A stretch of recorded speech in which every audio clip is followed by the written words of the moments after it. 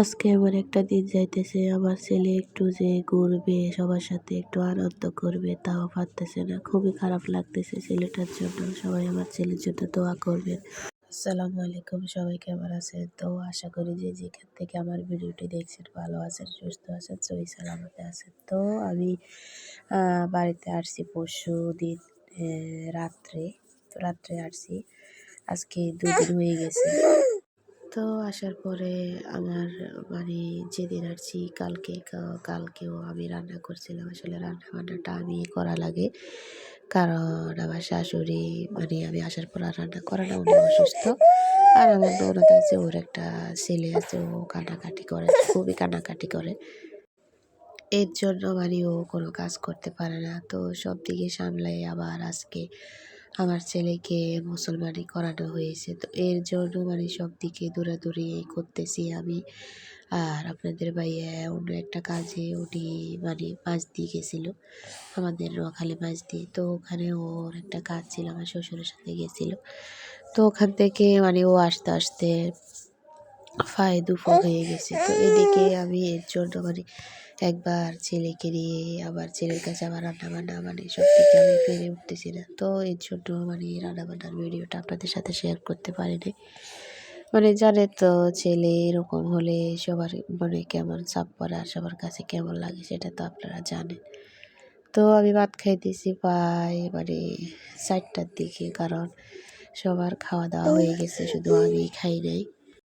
তো আমি গোসল করে আসতে আসতে মানে আমার প্রায় 4টা বেজে গেছে। তো প্রথমে আমি গরুর মাংস দিয়ে ভাত খাইছিলাম, পরে আমি সিমের বেশি তারপরে শোল মাছ দিয়ে রান্না করছিলাম, ওগুলো খাইতেছি আর কি।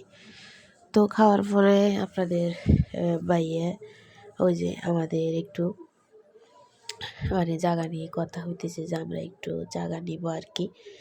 তো দেখার জন্য গেছিলাম। আসলে এই জায়গাটা ওনারা বিক্রি করে দিবে, ওনারা অন্য জায়গায় চলে যাবে আর কি, এটা ওনারা বিক্রি করে দিবে। তো আমাদেরকে আমার শ্বশুর বলতেছে যে এটা দেখার জন্য। তো বিকেলবেলা আমার শাশুড়ি এবং আপনাদের ভাইয়া ওনাকে নিয়ে গেলাম দেখার জন্য। আপনাদের ভাইয়া কালকে আবার আলাবাসিলে দেশে যাবে, ঢাকায় ফিরে যাবে আর কি। তো বলতেছে চলো তোমরা আমার সাথে গিয়ে একটু দেখে আসো, তোমার কাছে কেমন লাগে। তো পরে মানে খাওয়া দাওয়ার পরে গেছিলাম। তো এদিকে একটু ভিডিও করতেছে, আপনাদের ভাইয়া বলতেছে যে চলো ওদিকে ঘুরে আসি। তো আমি বলতেছি না, ওদিকে আমার যাইতে ভালো লাগতেছে না, কারণ এগুলো তো দেখতেছি আর ওদিকে যাওয়ার বা কী লাভ।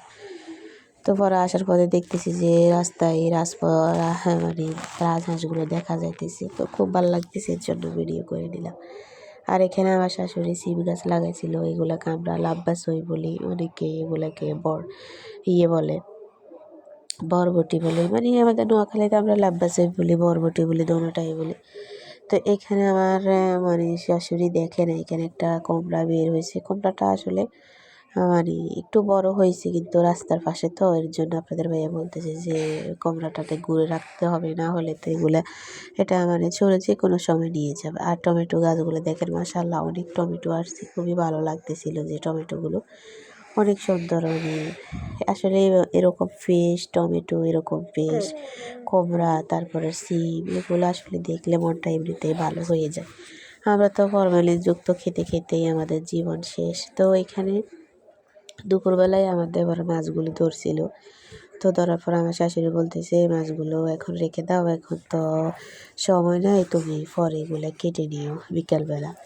তো পরে আমি ওদিক থেকে ঘুরে আসার পরে আমার শাশুড়ি বলতেছে তাহলে বাবা আমি এটাকে তোমার মানে ওনার নাতনিকে আর কি, আমার মেয়েকে বলতেছে ওকে একটু খাওয়াইয়া মাছগুলো কেটে নাও।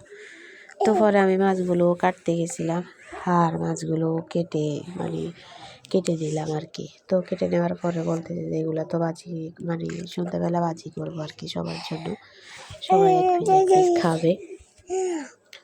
তো ঘটনাক্রমে আর হলো না, কারণ মাছগুলো ভাজি করি নাই, কারণ আমাদের বাড়িতে অন্য এক জায়গা থেকে বিরিয়ানি আসছিল, তো বিরিয়ানি খেয়েছিল সবাই।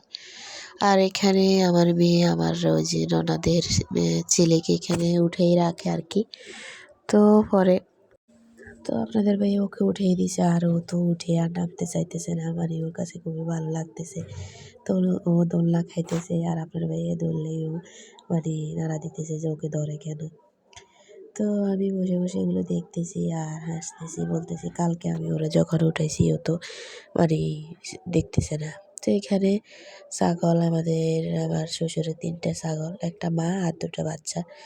তো ওগুলাকে গাছের পাতা দিছিল, সন্ধ্যা হয়ে গেছে তো গাছের পাতা দিয়েছে, ওগুলো ওরা খাইতেছিল। সবাই ভালো থাকবেন, সুস্থ